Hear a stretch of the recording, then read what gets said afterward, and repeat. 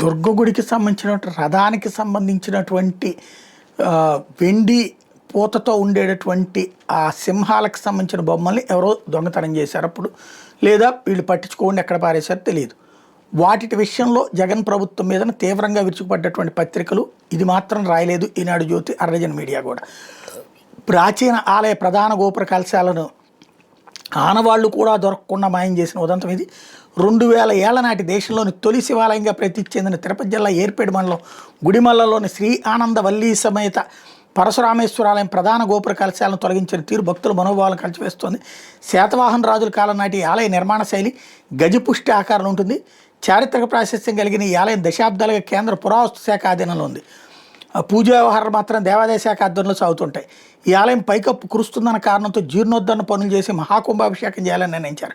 గత నెల 19వ తేదీ నుంచి 23వ తేదీ వరకు మహాకుంభాభిషేక వేడుకలు జరిగినాయి.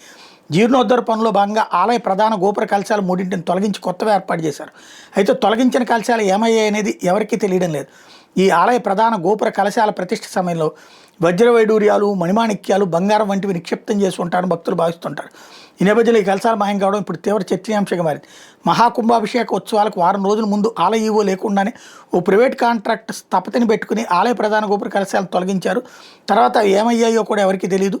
అమూల్యమైన ఈ కలశాలు మాయం కావడం వెనకాల పెద్ద కుట్ర ఉండొచ్చు అన్న అనుమానాలు వ్యక్తం అవుతున్నాయంటూ సాక్షి రాసుకొచ్చింది.